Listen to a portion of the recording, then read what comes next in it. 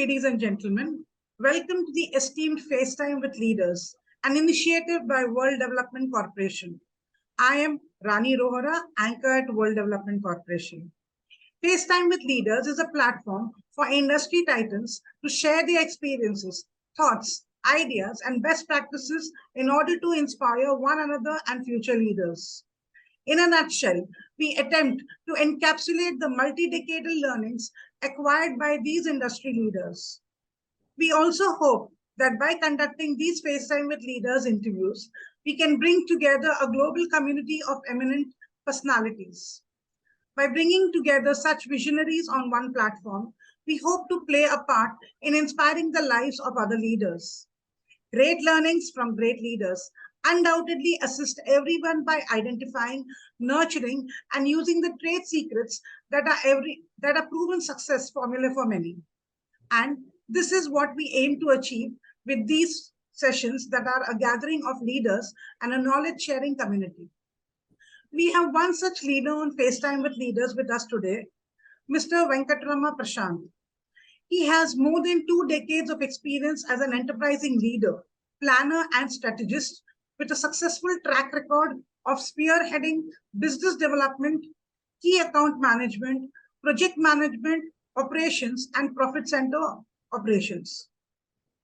His experience backed judgment across cross-functional domains, namely ITES, media and entertainment, construction, and digital healthcare sectors, coupled with his core competencies like strategic planning and execution, budget and resource optimization, profit and loss accountability, enterprise risk management, and so forth, are the reasons for his success along with that of his employing firms. A very warm welcome and good afternoon to you, Mr. Prashant. Thank you so much, Rani. And I think there are so many adjectives that you added to my profession and career that I am only humbled right now. And with all humility, I would say it's only experience that has taught me whatever I've learned and whatever I am today. But thank you so much for all those kind words. You're welcome. So, Mr. Prashant, you have worked across various industries and niches. What can you say are the common factors between them, all that have helped you during your career? It's an interesting question, Rani. And in fact, this is something that many ask me. How is that you were able to dabble across various verticals? And I think the only reason I could do that is because my forte and focus has always been people. And people are the common elements in all of this business. It has so happened that, I was mentioning this to someone that people are very focused on hard skills, but then I've forgotten basic communication and soft skills. And there are 2 things that drive businesses. And this is one commonality or common element that I've seen across industries is people and processes. And when you're able to kind of define that, take care of the people, and instead of managing them, enable them, you are able to build successful companies. And that's been a major factor. Now, you see that, people come from various socio-economic backgrounds.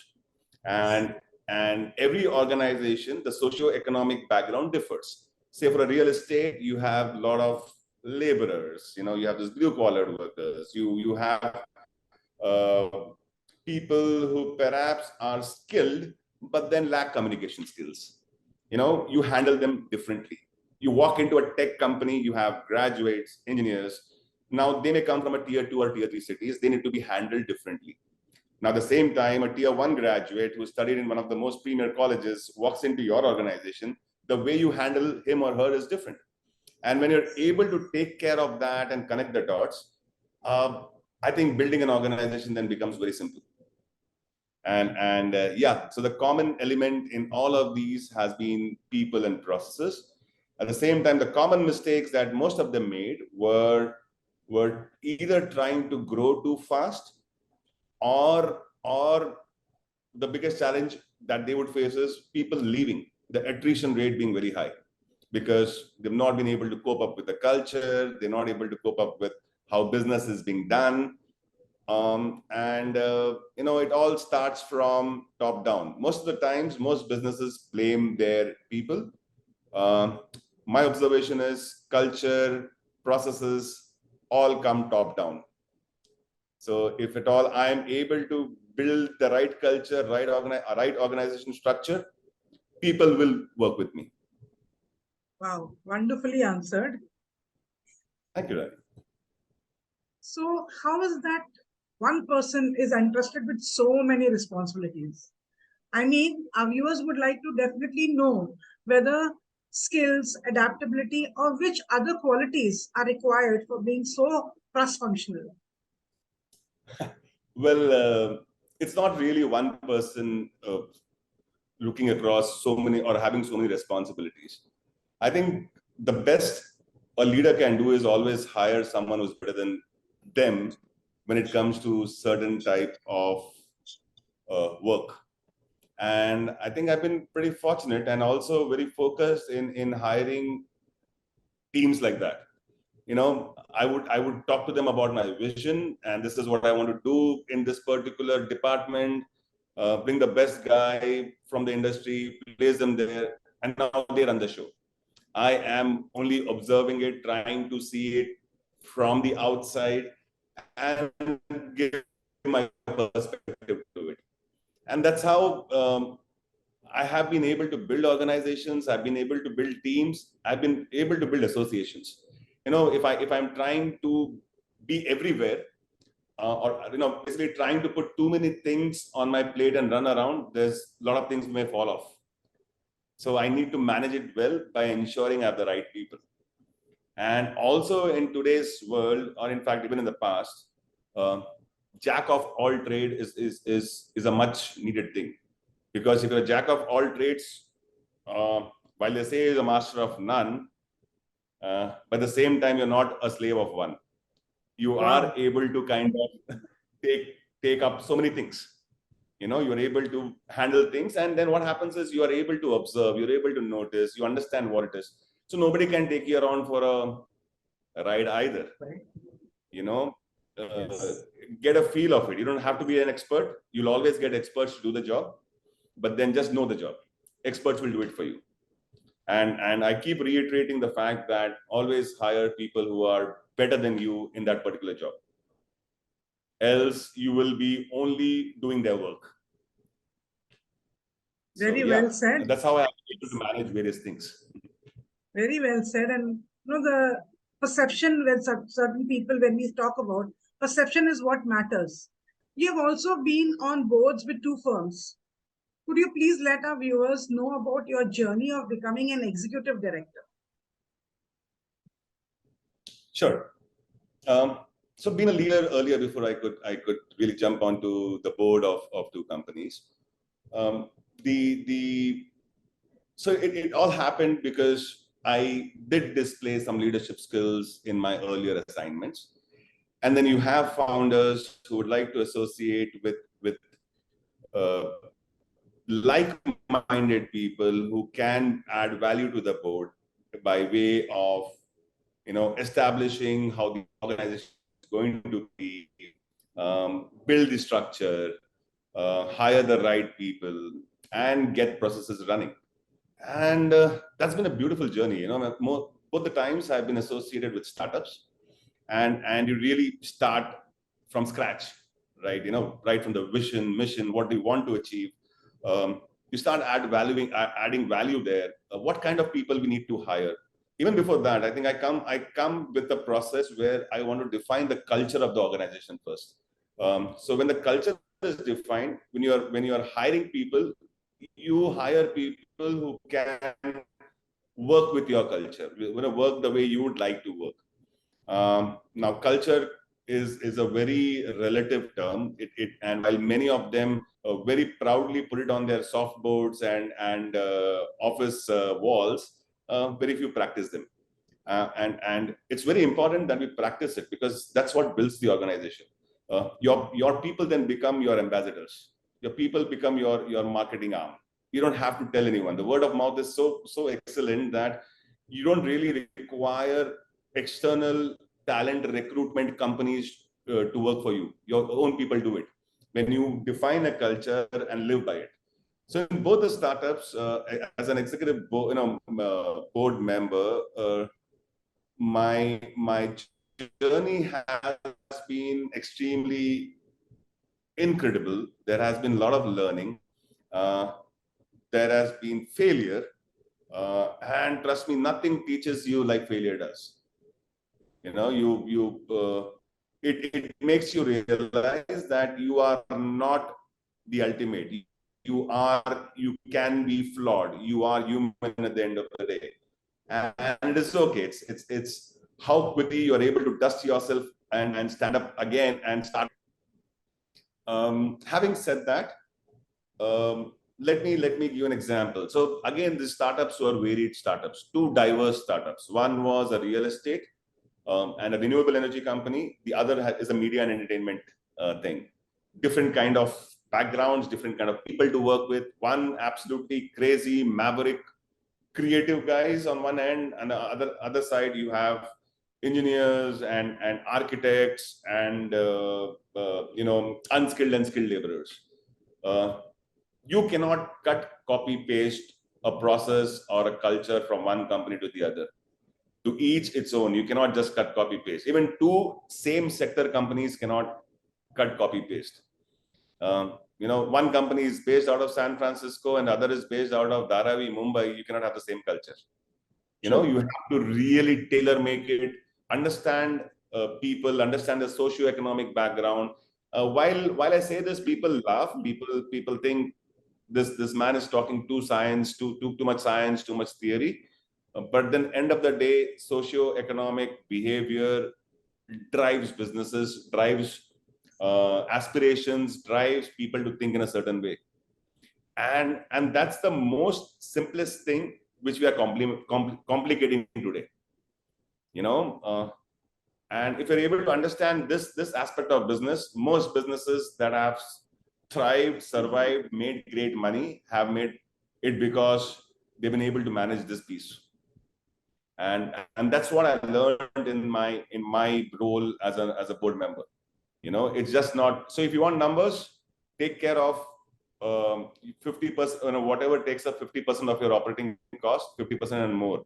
And most times it's the salaries, it's the people. You're able to crack that, you're able to really establish a great foundation and grow the company, scale company really fast. So yeah. Okay. Going ahead, do you find opportunities of sustainability in any of the industries you have worked for? Of course. In fact, I am on the committee here in this fintech that I'm working currently with. So the company is called NPST, Network People Service Technologies, and while I'm the chief of business operations here, I'm also heading the ESG committee. Now the real challenge today, or probably the world is seeing ESG or sustainability. The world is looking at environment and social contribution by the organizations and investing, if at all you are making a mark there. In fact, there are separate ESG fund companies who only invest in companies that is practicing following good ESG practices, right? While you're here, and most service companies think, how can we contribute to environment or social? But there are plenty of ways. There are dime a dozen ways to really contribute to the environment. Not necessarily you have to be a manufacturing unit and start saving water there, use electricity judiciously. That can be done in the service industry as well. Your service company, for instance, a fintech company could be contributing to environment by making payments digital. So the number of papers used reduces, right? I mean, there are like I said, a dime a dozen ways, plethora of opportunities available for one to really contribute. Social, again, I think the last couple of questions that you asked, I've been talking about people and all those things, and social becomes a part of that. How do you make your organization a great place to work? How are you able to take care of your women employees? Um, do you have all the safety measures in place? How are you, for instance, instead of water in your washrooms, are you using air dryers or hand dryers for that matter? So when you're able to do all these things, you are in a way contributing to environment, to the social aspect as well. Most of the times, very basic things. How balanced is your gender in the organization?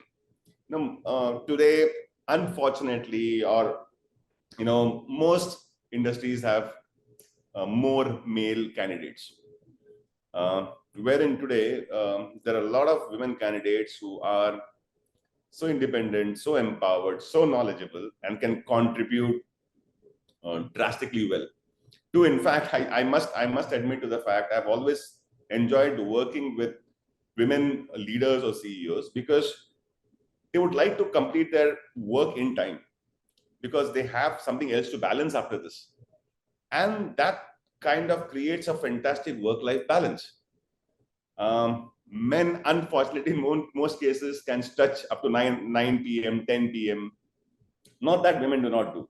But then what I'm trying to say is, um, they are great contributors, but then organizations, especially in India, are yet to open up to the fact that, we start thinking too much.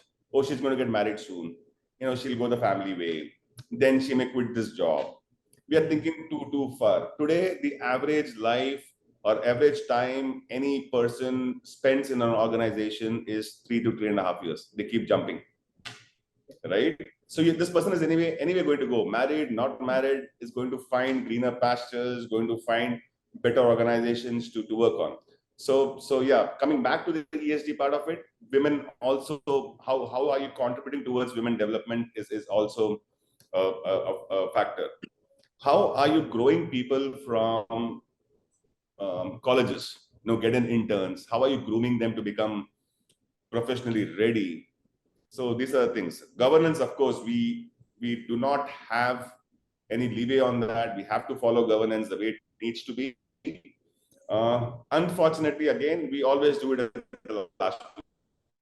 If it becomes a practice and we're doing it from start, it's a different ball game altogether. During your professional journey, what technological changes have you seen in any of the industries you have worked for? And can you also state your foresights on the upcoming technological trends, namely IoT, AI, ML, blockchain, Web3, etc.? My generation has been the luckiest generation to have seen transformation from no phones to landlines.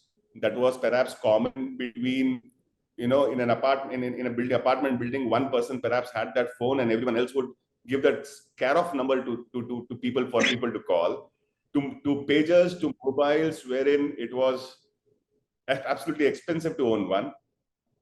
And then suddenly came your Web 2.0 that totally changed the way things work. So in the late 90s and 2000s, your first introduction was to the ITES industry. So you had BPOs and call centers where things started really coming up. Younger people started getting jobs, undergrads started getting jobs, and that's where the whole tech trend started. Of course, the likes of Infosys and the TCS and the Mahindras all have played a great role in that. Of course, the government then brought in the new IT policy, things change. But now technology has leapfrogged, or perhaps gone to an extent wherein we are not able to survive without it. Right today, right from ordering food to hailing a cab, or anything for that sake, for that matter, we're all using technology. AI with Chat GPT all around right now. People are afraid that, hey, maybe I'll be out of job soon. I'm a copywriter now. Chat GPT is doing that, but no, I think this will only maybe help one to do their jobs better, but you cannot take the humans out of these jobs. I've extensively worked in the tech sector, in the health tech, in the media tech, and now fintech. And I'm seeing how technology is helping improve way business is conducted, how it's improving how people are operating. For instance, at one point in time, if you have observed in the media, uh, you would have green screens and blue screens where you would shoot, and then the VFX would happen, Yes. right? It's advanced to an extent where you have something called as virtual production now. It's happening on the go. Simultaneously, while I'm shooting, there's no green screens, there are LEDs, and I'm able to shoot and build the whole process. In thanks to, I wouldn't say thanks, but then the COVID period and the lockdown and the limitation on seeing people and interacting with people, again led to health tech uh, making use of that time. You know, doctors on call, video calls. Today you have AI that tells you how your heart rate is. You have your smart watches, smart wearables that define where you're going. While all of these things are happening, Rani, there is another world that's being created: the world of the metaverse, the world of the augmented realities, the world of the virtual realities. While these are great for a great visual delights, are great entertainers, they will not be able to do what you and I are doing today. Yes, maybe you and I can use metaverse as a medium to communicate, but you and I cannot be taken out of that equation. We still have to be there. It will only help me take to a different place, a different platform to have this conversation, right? Maybe AI may be a spoiler, if at all. It goes to an extent where I already know what you're thinking and accordingly talking. But then, hey, you know, there will be some control and governance over that. Else will become a world of people. You know, we are humans in flesh and blood, but robots otherwise, because you all know what's happening. Yes. And it's not really going to expand to that extent, is how I see. While it will help and aid in how we work and function, but it will not replace us. IoT is great. You know, you're having smart cities coming up. You have moving from 4Gs to 5G, now 5G to a new policy on 6G already being planned. Your world is going to be on your palm. You know, today I think people hardly seldom withdraw cash from the ATMs of banks. It's all being happening through UPI or probably, you know, your IMPS and other things. Yes. I do not remember last when I went to the ATM and got cash out, because it's become so easy. I do not need cash with me. Right from your milkman to whatever payment you have to make, the topmost level. You go to walk into an electronic store and want to buy this technology is helping you go through the process. So yeah, and that's my view on technology, Rani. So now, as an ESG expert, what values do you offer the corporate world? Well, all right. I think I kind of partially answered that in one of the questions that you asked earlier, but then you know, let me kind of elaborate on that. Most corporates, especially in the service sector, are unable to identify organization within the process. They have so many opportunities to contribute to it, which unfortunately they're not able to identify. And that's something that I bring to the table. I'm like, hey, you know what? Using a lot of papers, for instance, why don't you digitize the whole process? You know, simple things. Your induction process, when you're hiring people, you have 10 documents to be filled and so many other things. The government has gone digital. Why have you not gone yet? You know, there are again in technology, there's something called as OCR, where you scan it and everything kind of gets, you know, comes onto your system the way you want it. So this is one of the things that I bring to the table. I see how I can bring together tech and people and processes and make it bring them together to contribute to ESG. While we think we are taking care of people, everybody likes to think they're doing a good job, but we need to really go back to the people and understand whether you're liking this association. And in the social bit, there's a lot to play around for organizations. There are also companies like Great Place to Work, who help you assess the mood of the organization, the pulse of the people, and come back to you with the feedback. Hey, you know what? This is what the people think about it. It's an anonymous feedback session that happens. Then you're able to work on those feedback and improve yourself. Unfortunately, again, most of the times we want a Great Place to Work certificate. We are not looking at feedback. When we're able to do all those things, Rani, you're able to contribute so beautifully in other people's life that by default, subconsciously, they start adding value to your organization. Because they're happy working here. They're not coming to work because they have to go to work. They come to work because they enjoy coming to work. When you're able to make that difference, and that's what I bring, from the ESG point of view. I try to bring in the social and the governance aspect predominantly. Again, the governance bit is most of the times done by the audit teams, which is already there. You have your accounts and the finance team, and most of it comes there. But your social and environment is where I can contribute to extensively. Your blind spot, identifying the gaps, and this is what can be done. You have only 10% women workforce. Increase it. Try to get in more, and help you do better. So on and so forth. There are plenty of such things that. So to my final question, whereas it's a feedback question, Mr. Prashant, we are building FaceTime with leaders, community for cross-pollination of knowledge, and a community of independent directors for having a better corporate governance in the country.